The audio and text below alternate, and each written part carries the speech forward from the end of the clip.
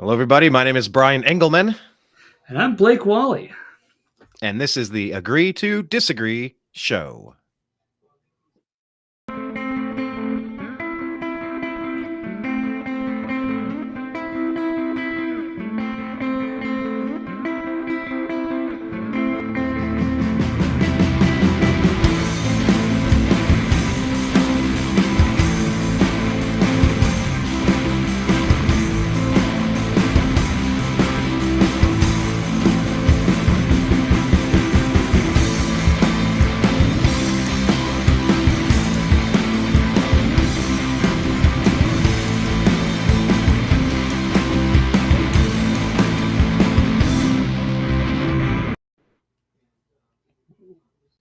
All right. It is Monday, March 6th, 2023.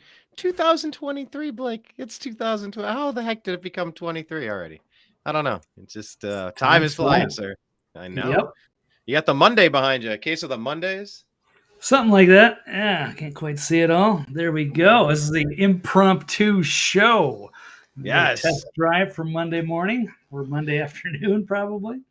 Yeah, I feel like we have been getting a little bit of rhythm and momentum, and it seemed real smart to kick it into overdrive to really just deliver daily content. Because sometimes by the time we get to stories, they're sort of played out. And I like having fresh takes. I don't just want to sit and consume what other people have to say. I want to discover what the news is going through together. I want to learn about it together in real time. So, yeah, thanks for joining us on today's show, our first Monday show. That's something, right? In the relaunch, of course, our first relaunch. Right. And not a full show, just a quick Monday update, if you will, and just kind of get some of the headlines. We definitely did have some interesting stories break over the weekend. And then we'll see how this flies, and we'll figure out the right formula and format going forward. All right. Well, I got a story I'd like to start with. Let me go ahead and launch it by giving one of these, shall we? Here we go.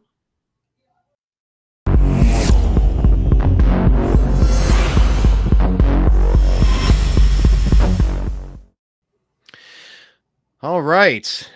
This is a story I kind of added to the stack. Blake puts a lot of the stack together, but this one kind of bugs me. I was captain of my tennis team. I was Plain Dealer Player of the Week, by the way. Somehow, I love the game of tennis, and this is a story I feel like it's definitely worth talking about. Novak Djokovic pulls out of Indian Wells on the eve of his draw. So the story. Oh, here, let me see if I can pull this up. Sorry, I'm bouncing around here. Let me do the screen share so we can enjoy the story together, Blake. Whoa. All right. Did you find it? Do you see it? I do.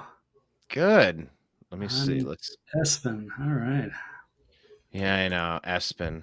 And it's so funny how they write and don't write their titles. This should be civil rights violation as U.S. continues unscientific vax ban on foreigners, racist ban on foreigners. That's what it would be.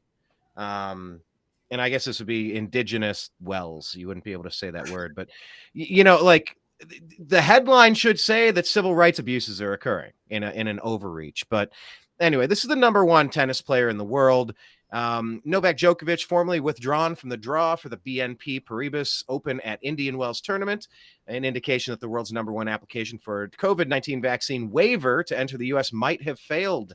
Djokovic, who is from Serbia, so they're being racist against him, not letting him into the United States. He's unvaccinated against COVID-19. He applied to the United States government last month for special permission to play at the ATP Masters events. By the way, you shouldn't use that word Masters, at Indian Wells and Miami. So the world number one, Novak Djokovic, is withdrawn from, with his withdrawal, some no-name moves into the field. Burying the lead. Okay, on Friday, Senator Rick Scott of Florida wrote on Twitter that Homeland Security had rejected Djokovic's vaccine waiver request. Scott and fellow Florida Senator Marco Rubio wrote a letter to U.S. President Joe Biden urging him to grant the request. Quote, oh no, there's no quote. The U.S. is ending its COVID-19 emergency declaration on May 11th. why are we waiting till May 11th, which will allow foreign air travelers to enter the country without being vaccinated. This is the 22-time Grand Slam champion who just lost in the semifinals, the Dubai Tennis Championship on Friday. He hasn't competed in back-to-back events in Indian Wells and Miami, two of the biggest tournaments on the ATP calendar since 2019. Blake, do you think Novak Djokovic should be allowed to enter the United States and play his sport? Well, he should be in a sane world, but yeah, they got to make an example of him, and they held him out in Australia. And if he's going to defy what they want everybody to comply with their, COVID narrative, then that goes in their face, and they won't allow that. So I get it. It's unfortunate. It's ridiculous, and but that's the kind of the era we're living in right now. It's unfair and ridiculous, and I don't expect it to change. So does that help the other tennis players if he's the number one and you're removing them? That gives other people a better chance. He did win one of the last major tournaments, I do believe. I don't really follow tennis very much, but I'm familiar with the story. And I remember how terribly he was treated in Australia. I think they had him like lockdown, quarantined or something down there. Like he's got Ebola or something. It doesn't make any sense. And if people are protected, then that shouldn't affect anybody. And he's on the field. He's well away from all of the fans who we could potentially affect. Yeah, Australia and New Zealand have both gone off the rails. You've seen their health ministers, these ghoulish-looking creatures, like, you will get this thing or you cannot go anywhere in society. I don't know why I'm giving him like a Klaus Schwab accent. I know, right? Crikey. I don't know. How do you do that accent? I wasn't prepared for accents. Yep. Yeah, I know one of the Australian leaders sounds silly like that. But the other lady from the head of New Zealand, she stepped down. She looked like she was... Yeah, but they replaced somebody equally wonky. Did you see her replacement? No, I mean, she doesn't blink. Oh, you got to look at it. I mean, these are ghoulish. Like, I don't want to like... I don't want to just make fun of somebody for being who they are. Like, I think that's pretty low. Like, I will from time to time if they're monstrous people. And I guess that's what this case is. These are monstrous people doing monstrous things, but like their energy is like it's being personified on their physical countenance, if you will. Like they're morphing into the demonic ideas that they're purporting, that they're pushing out onto the public, rather. Yeah, I mean, look, Novak Djokovic, he's one of the most fit people on earth. There is no science that says he coming in would be any risk to him, or if there's a vaccine and it works, then him existing should have zero to do with any other component of health, any sort of consideration. It really is racist for the United States. I guess, sometimes I just want to play their game. I'm in that mood today. I mean, it is incredibly racist. It's just so weird in 2023 because when everything's racist, nothing is. But you know what? The United States, Joe Biden and Kamala Harris are racist against this Serbian, this Serbian trying to make a living, and they're denying him in favor of white people. White people are getting advantages because this Serbian cannot compete on an even playing field. Like Bernie Sanders talking about equity and equality, right? He's supposed to be equitable and equalitable, right? I don't know. I'm not good at this like race casting stuff. I'm awful at it, but that was my attempt today. Yeah, I think he should definitely be allowed to come in and play. And I think this restriction on travel that you're not allowed to come here unless you sneak across the southern border with millions of other people, or you're a world-class athlete and you take care of your health better than anybody else in the population. I for the life of me, I don't understand how it's fine for Biden to reverse course, to turn our southern border into a sieve and just open the turnstiles and bring their security. Like nobody's checking IDs at the door. The place is just completely filling up with humanity. Okay, all of that's fine. Come on in. You cartel members, you're going to be slinging drugs, you're going to be trafficking with humanity, getting people into like child work camps and child sexual abuse situations. Hey, come on in. You don't need a vaccine. Come on the back door. But like if the world's number one tennis player or Kyrie Irving wants to play basketball at the arena in New York. He ruined a whole season for this guy. I think there's a few sports heroes, and it's not the ultra woke who worship at the altar of the Barack Obama School of Community Organizing / agitation. LeBron took the wrong path here. Like the Kyrie Irvings and the Novak Djokovic's, these are the true civil rights heroes of our era. And I think they should be applauded for pointing out the hypocrisy, for existing and standing strong despite massive pressure campaigns mounted against them. If you wonder how intense the pressure must have been, just imagine Harvey Weinstein trying to get some young lady into his bed, or else you're not going to work in this town. Okay, well, you're going to put this thing inside you or you can't earn a living. That's what the United States government of Kamala Harris and Joe Biden are saying to this Serbian-born tennis player. Unless you stick this thing inside of you, you're not allowed to come and work, see? So put this inside you. You're going to like it. So I'm really upset about this. It needs to be called out. Kudos to Djokovic for not bending on this. I think he's in the right here. Any final thoughts, Blake? No, I mean it's disgusting that they want to have people take an experimental jab that's going to make your body create spike proteins to reduce transmission. It's insane. They ran the experiment, but they don't have to put it on everybody. It was voluntary, and they shouldn't be forcing. There should be people from other countries. They're not going to be interacting with that many people. It doesn't make much sense, and they're just trying to get people to comply. I think more than anything, then it's actual real health risk. So it's all fantasy, and it's unfair. That's it. Yeah, and it's power and control. All right, next topic.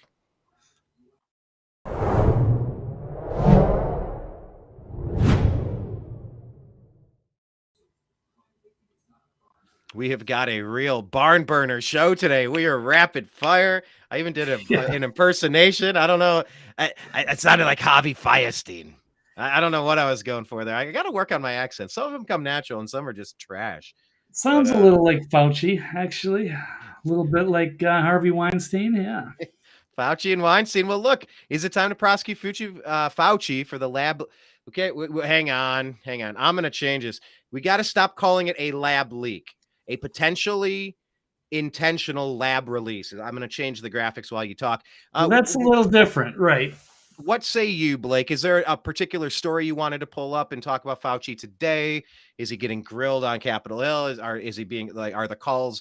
I hope the calls for him to get arrested and charged with treason and mass murder. I hope these calls are answered, and I hope he faces justice for everything he's done to silence the medical profession from discussing potentially life-saving therapeutic options that could have saved countless numbers of lives while he grossly enriched himself and bribed people to stop talking about what really happened. He's the worst kind of monster on this planet. I do not worship at the altar of St. Fauci. He's been a fraud, a sham, a huckster, a monster from the beginning. I need adjectives, by the way, in the comments. Please tell me some adjectives for monster. I don't want to keep saying monster. The number one rule in writing and speaking is find some synonyms, some adjectives that are different so that you don't become a broken record. But go ahead, Blake, take it from there while I change the lab leak verbiage here in the tagline. All right. Well, I've got a few stories I can touch on. One of the Epic Times saying that Fauci prompted the drafting of a study to disprove the COVID lab leak theory.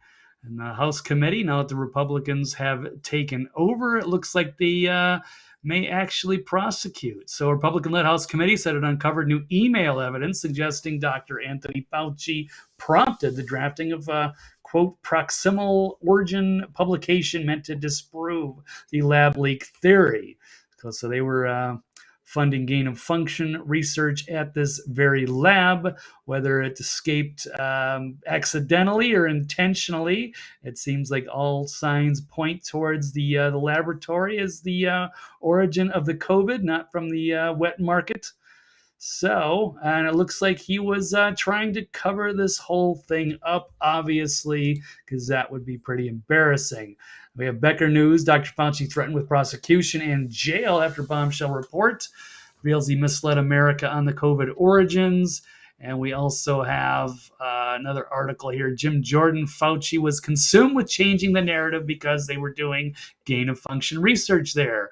He didn't want that out, obviously, because he has really enjoyed the spotlight and to be like America's top doctor, top bureaucrat, and everyone looked up to him, and he was the big hero worldwide, except that he apparently was involved covering this whole thing up, that he was really involved his family and all of the people that he worked with, and there's bribes going around, threats probably, and Does it detail some of the bribes? What was it, 8 million or 10 million? Was it 5, 8, or 10? I forget exactly.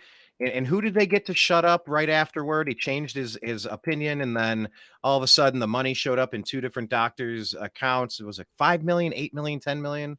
Was it 2 I'm for not 10? sure of the exact numbers and everything. It says right at the start, Dr. Fauci organized a conference call. Him and Dr. Collins get in there with Dr. Gary, Dr. Anderson, and other virologists. They get on there, and 3 days later, everybody changes their story.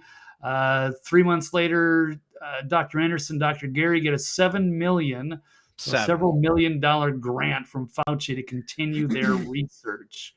So, they named a price.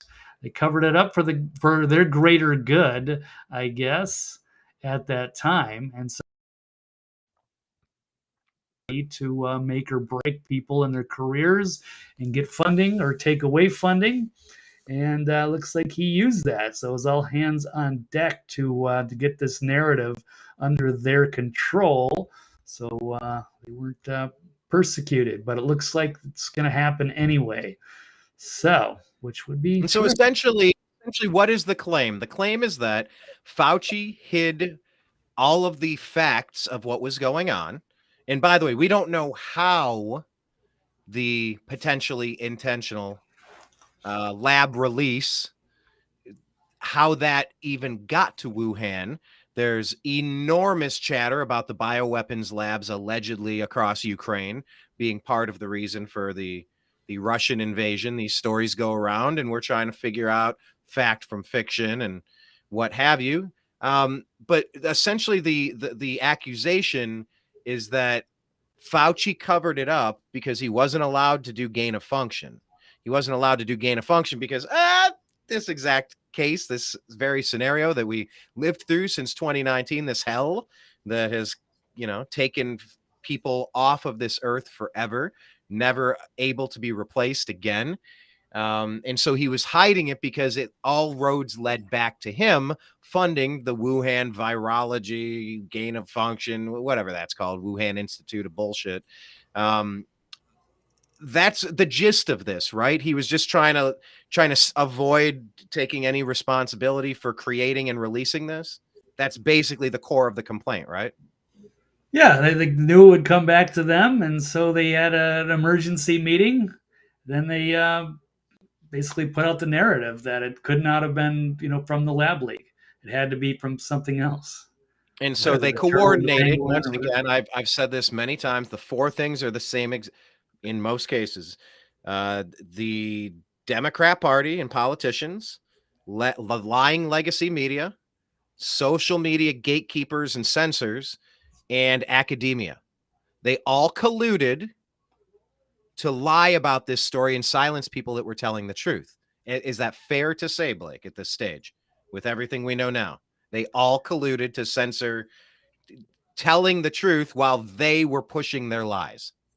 That appears to be the case. And I think it's that on the burden of proof is on them to dispute that. But I think it's all there. They just weren't able to really go after him the way they can now with the Republicans in charge of the House. So this is going to come out. I don't think they can stop it. And the secret's out, and we still haven't even got to the Fauci files yet on Twitter. Which where are these Fauci files? China's, you got this punk Zelensky like, I'm gonna kill your daughters and I'm gonna kill your sons and give me more billions and shit. This little weasel. And then you got China's like, hey, I can't do that accent, right? That you're never allowed to make that accent anymore. But China's like, hey, Elon, how about everybody talks like this? No, that'll roach my throat. I won't do that. But you have China telling Elon Musk, careful, pal, you better not link this global pandemic that we're totally responsible for back to us, or else you're going to break the pot of China. Yeah. This is so blatant. It's almost as stupid and pompous as Joe Biden with that clip, that famous clip, laughing about how he got the prosecutor removed because they were going to unravel the money laundering scheme with his son in Ukraine and Burisma and the energy company and all of the power peddling from that vice president spot. Like their hubris is going to take him down. I think it's these moments that you get them on the cover up. You find a way to get them that might not be exactly what you hope for, but at the end of the day, I want Fauci to face justice for the blood on his hands. He's my number one. I'll give him a Valentine's Day heart a little bit late. You're my number one, pal. I'm not going to stop until you face some accountability for the deaths that you unleashed on the world with your either recklessness or, good Lord, if this was intentional. And a lot of people think it is intentional. I'm willing to consider that it could be. I'm not entirely convinced, but I'm leaning toward that. I think it's more likely to be intentional than accidental. So I just wanted to say it's a potentially intentional lab release. No longer a lab leak. It's like, oh my gosh, a pipe burst. Oh, there was a leak and my faucet just started doing this little drip thing. And I had to call somebody. And while I waited, more drips. And then, I don't know, all of a sudden I killed 7 million people across the globe and became famously, tremendously wealthy, selling them the cure that I also created. Guy. Yep. He should go down in history as one of the greatest tyrants ever. Yes. Okay. Well, then we will keep an eye on this story. Any final thoughts on Fauci before we bounce to the next one? No, may he face justice. And if he's got nothing to hide, it's all good. And then I'll issue my apology. But it looks like he's tied to this pretty good. So it's going to be hard for him to squirm out of this at this point. Hello. My name is Inigo Montoya. Moving on. Next story. All right.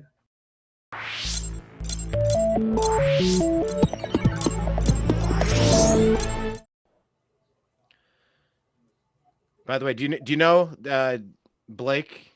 Hello, my name is Inigo Montoya. What is this from? Oh, of course, I've seen Princess Bride like 50 times. Yeah. Yes. So that's my thought on Fauci. All right, next story. Based Russell brand. Ooh, based brand. Yeah. I think you need some based brand products. That'd be pretty cool. Based Russell brand could make MSNBC great again. Blake, agree or disagree? Could a based Russell brand make MSNBC great again? Were they ever great? I think reworded that a little bit, but that's okay. I'm going to say no. I think MSNBC is their brand, not Russell brand, but the MSNBC brand is dead. They've lost all their credibility. They were solid during the Bush administration. They were good in the 2000s. To be fair, I thought they had some good commentators and they brought some balance to, I thought, what Fox was out of control during the Bush era.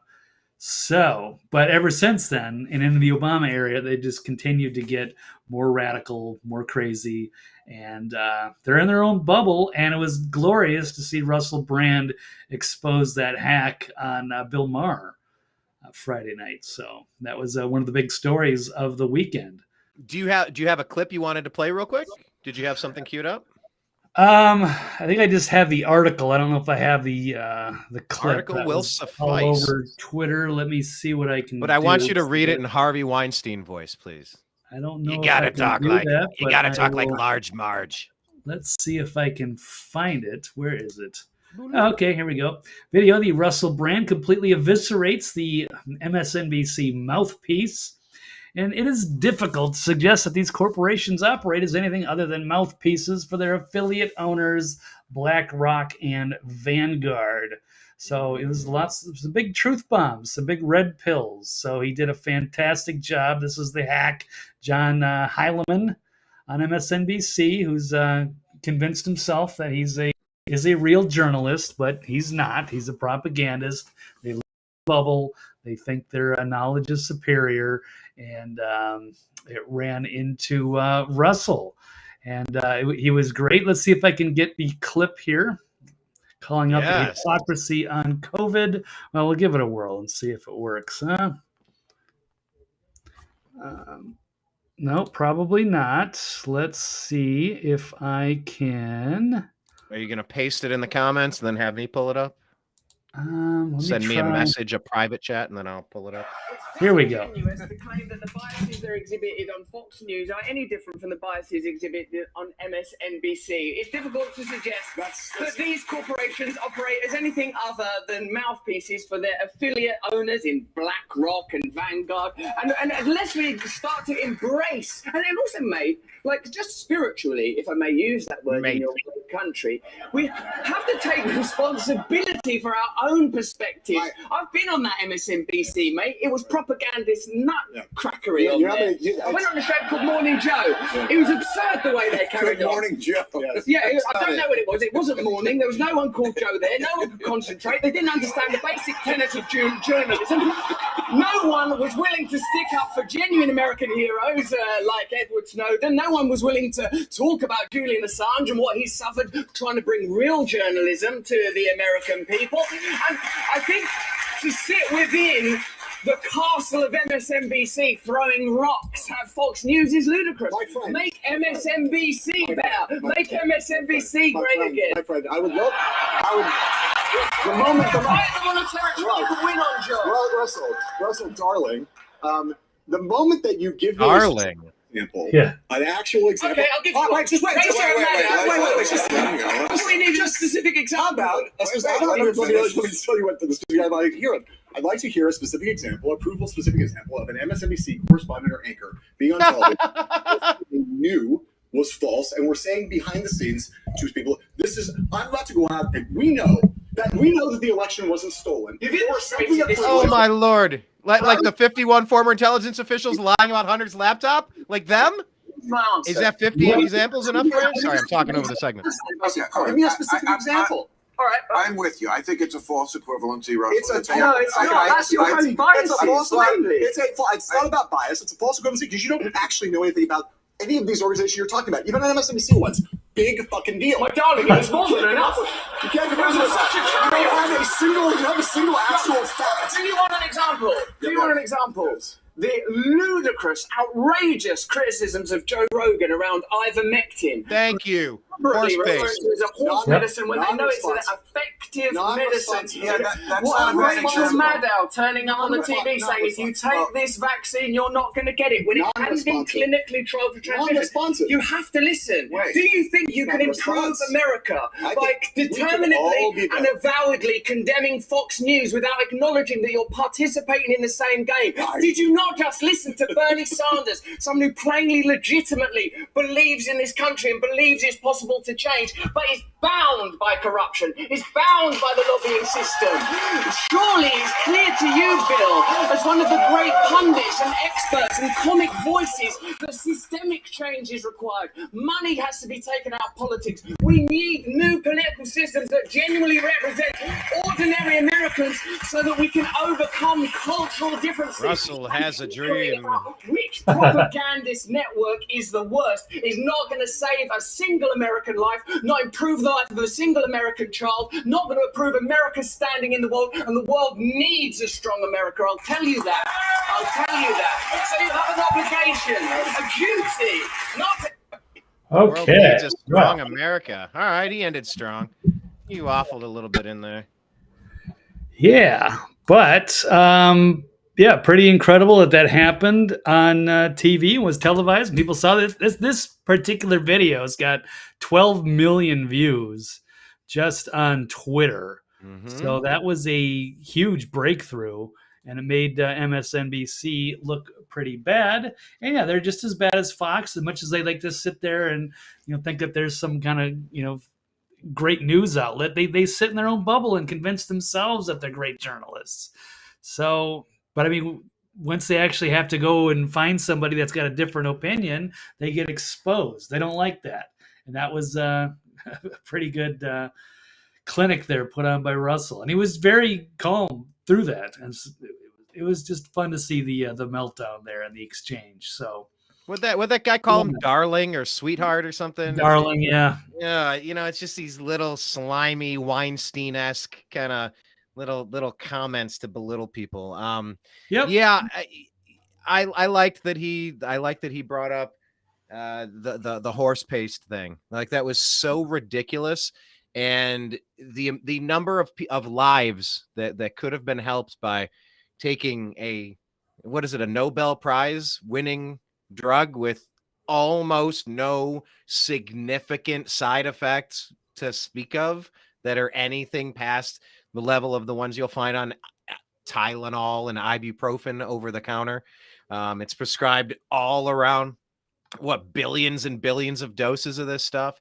And it was demonized and turned into horse paste, and you're a complete moron if you listen to Joe Rogan and his ilk in their tinfoil hats and misinformation, disinformation, conspiracy theorists. They got us demonetized, kicked off of platforms, silenced, shut up, try to get us fired from our jobs. Screw these people. Screw MSNBC. Nobody deserves their fall quite as much as MSNBC. So good on Russell Brand for doing that. Let's bounce to the next topic, shall we? We have 2 more to go, and we're keeping on a tight timeline. 4 minutes and about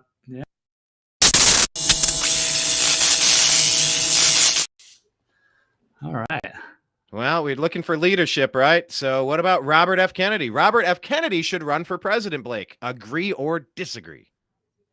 Agree. Emphatically, yes. He would be a Democratic candidate. So I think they need some better voices of reason. No more woke radicals, no more squad people, no more. You're still going to see a presence of the Bernie Sanders type people. But, the new socialist left. The old guard is dying. They've got I keep forgetting his name, Hakeem Jeffries. Hakeem Olajuwon. Haywood Jeffries. Robert F. Kennedy, he's not perfect. Yes, he's, but he's a pretty good guy, and he does, is against all the medical stuff that's going on. So he would, be supportive. You'd be in the Russell Brand camp there. I can't say everything about climate change and what have you, but at least it's a start. At least it's good to have a different voice on the left and not the typical cult followers. Or you get the radical left, and then you've got the old guard Democrats who are still pretty radical in their own way. Yeah, the Democrat Party needs an do they need an infusion of sanity? Good luck. I don't know where they're going to find any of it. Honestly, I think that party is so completely dominated and controlled by Biden, Obama, Clinton that we saw how they railroaded Bernie out of the delegates at the 2016 DNC. We saw what they did to cover up what was going on there. There was no groundswell of emotion. It was, hey, we're going to pay you under the table and get all of these 20 other people to one day step aside. And now we all back Joe Biden. And then Pete Buttigieg gets a gig that he's completely unqualified for. And that's his kickback and his payoff for, backing away with his 1.5% approval rating, his polling data. And then he lumps it in with Biden, and they all run roughshod to a victory in 2020 in the most transparent and completely above the board election of all time, coincidentally during the least secure time ever. So I'll take as many voices that are not named Biden, Obama, or Clinton in the DNC as possible. I don't see any hope for that party. Prove me wrong. Okay, final topic, and we're gonna wrap it up. What a great pithy show today. Yeah.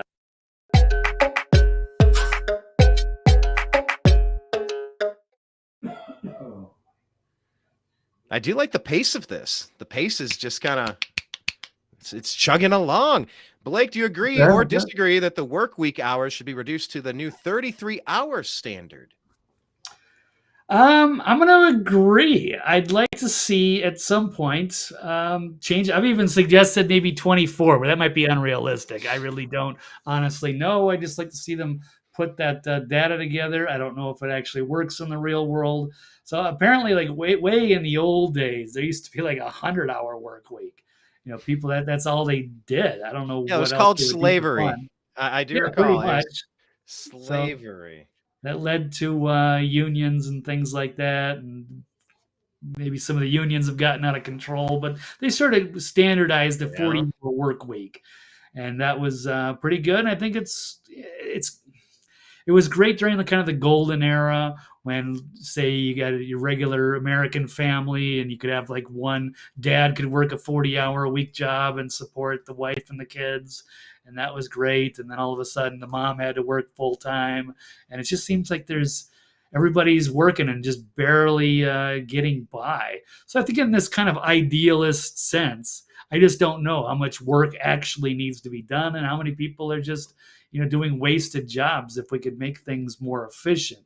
I think everybody should be productive and live to their potential. How that all plays out, I'm not sure. Some people need to work more. I think people need to work more. They can, get compensated more. But I think everybody should do some sort of a minimum. I don't believe in this total like free welfare. You can't have just freeloaders on society. So can you get everybody to do some kind of training or education or working or something like that? But give people a little bit more free time, because even the 40-hour week can be kind of a grind. A lot of the Generation Z, they don't want to work as hard as the boomers did, or even Gen Xers. They're not used to that. They don't like it. But we need are millennials more like Gen Xers, or are they more like Gen Z, do you think? Probably in between. Literally, figuratively. Okay. Right. So who's pushing for the 32 hour? Like, where did this story come from today? Who was was it an Andrew Yang latest, or where did this catch your radar? Let me see if I can pull it up. I'm on a different browser here. Here we go. So was this Tampa Free Press. Says some Democrats want Americans to work less, proposing a 30-hour work week. Means paying people to stay at home during the pandemic. That's different, when they were at home, everybody was getting unemployment, work for home. Yeah, because student loan forgiveness, public assistance, blah blah blah.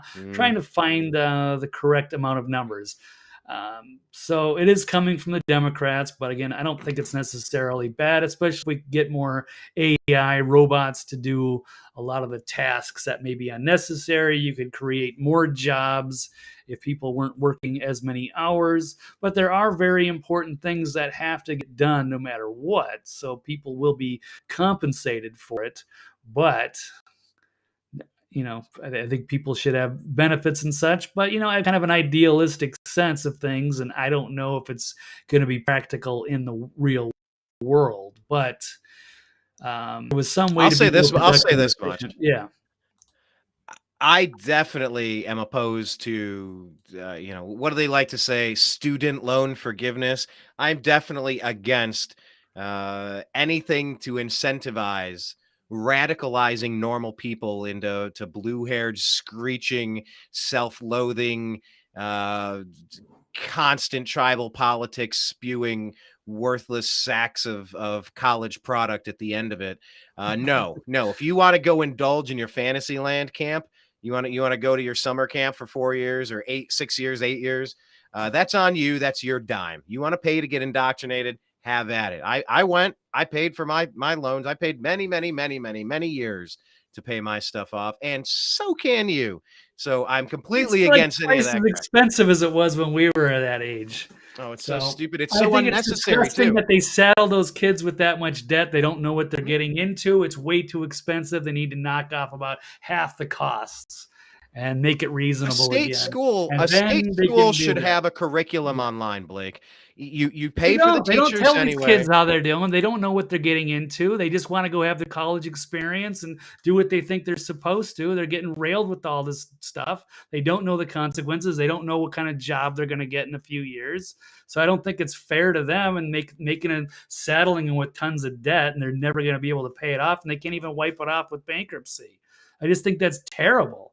So I'm a kind of a Green Party person at heart, and I think that if we are going to pay taxes and have a limited government, that things should be going for education or medical or environment, but they need to take about half the cost is. See, in college is ridiculous. It is a scam.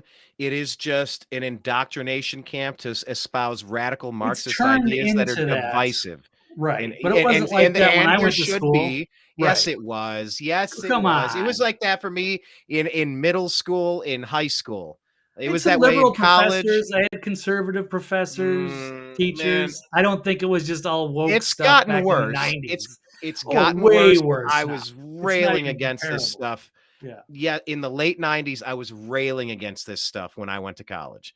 It's been going on and it's what pushed me on this path, because I saw they're peddling poison. It's just like a fentanyl dealer.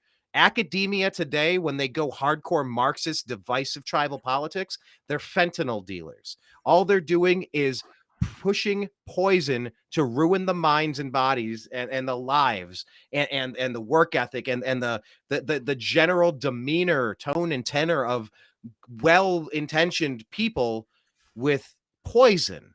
And so, no, I can't support subsidizing poison. What I was getting at is that schools should be able to put up a basic curriculum online that you can log into and take a degree. You could go through and take a course. It should not be ridiculously expensive. It doesn't need to be $25,000 a year to just go through and come out on the other side with some skills. So yeah, I think we're going to have plenty of time to unwrap the academic not today. malaise in this country, because I think it is truly at the core of almost all of our problems. So anyhow, we'll pause it for there. Good stuff. Yeah. This is good times, nice, everybody. I gotta go, but thank you very much. Take care, everybody. I'm out. To be continued. We'll see you soon.